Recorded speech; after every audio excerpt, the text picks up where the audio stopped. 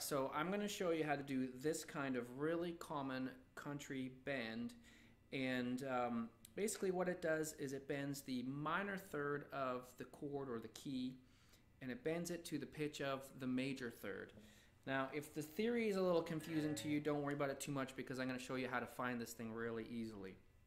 But let's first get oriented. I'm going to do this first in the key of A. So that's my A chord, and I'm going to play just for a second A minor pentatonic. You probably know that shape. It's right here from the 5th fret. And the country bend is right here. So what I'm doing is I'm holding with my 3rd finger, this is the root of the chord. This is A. Right? That's an A note. And this guy, that's your minor third. So that's the minor third that I'm bending to the pitch of the major third. So it bends from C to C sharp. And it resolves, so it sounds unresolved, then resolved. It sounds like the A chord. Right? So you could do something like come down from minor pentatonic, and then resolve it by doing this bend, so now it sounds like major. Or you could come up from major pentatonic,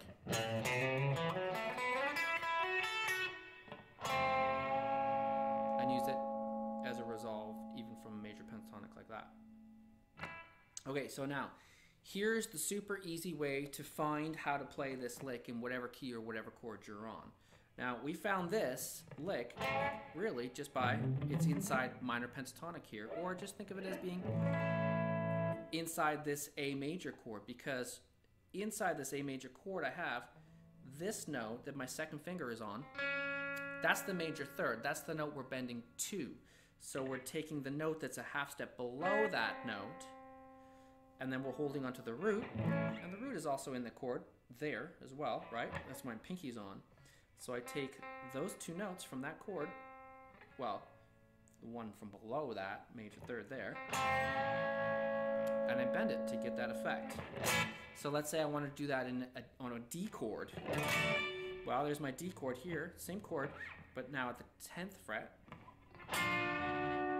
There it is. Now remember, when you do the bend, you want to make sure you're only bending a half step.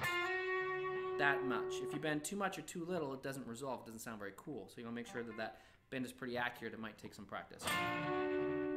There's a D chord, right? This is the A chord.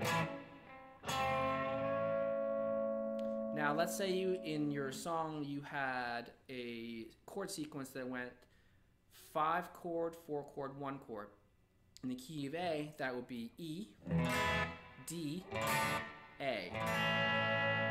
Well, you can use this lick over each of those chords in sequence. It sounds great. Here's the E, here's the D, here's the A. So you can use that in your solo or in a moment in the song.